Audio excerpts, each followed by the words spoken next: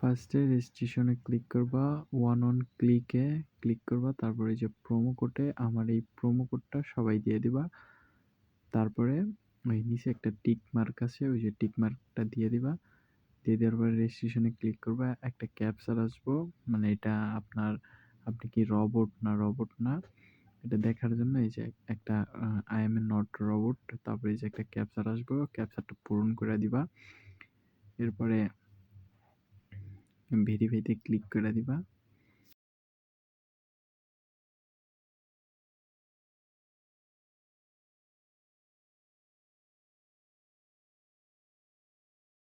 ক্যাপচারটা পূরণ করে দিবেন। পূরণ করে দেওয়ার পরে এই যে ভেরিফাই হয়ে যাওয়ার পরে একটু জাস্ট ওয়েট করেন।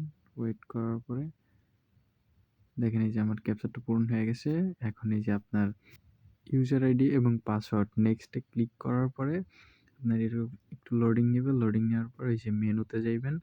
মেনুতে যাওয়ার পরে ওই যে উপরে সেটিংসে যাবেন। সেটিংসে যাওয়ার পরে এই যে সিকিউরিটি সেটিং, এটার ভিতরে যাওয়ার পরে ওই যে সিকিউরিটি কোশ্চেন, এটার ভিতরে সিকিউরিটি কোশ্চেনের ভিতরে যাওয়ার পরে দেখেন ওই যে সিলেক্ট ইওর অপটিশন আছে, এই জায়গাতে থেকে আপনি যেটা চুজ করেন।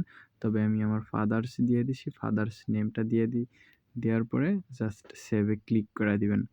সেভে ক্লিক করে দেওয়ার পরে তারপরে এই যে আপনি চলে যাবেন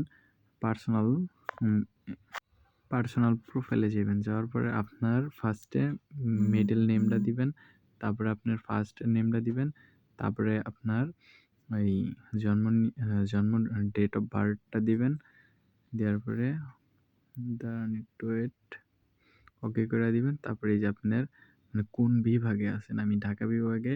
তারপরে কোন জেলায়, আমি মানিকগঞ্জ জেলার বাসিন্দা, এর জন্য আমি আমার মানিকগঞ্জ জেলাটা দিয়ে দিতেছি।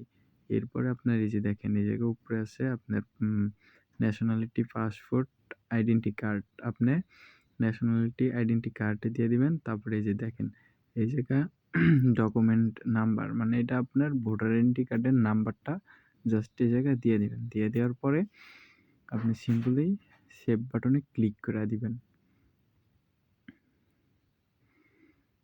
সেভ বাটনে ক্লিক করে দিছি, দেখেন এই যে এরকম একটা ইন্টারফেস চলে আসবে। তবে আপনার অ্যাকাউন্ট সম্পূর্ণ সাকসেসফুল হয়ে গেছে।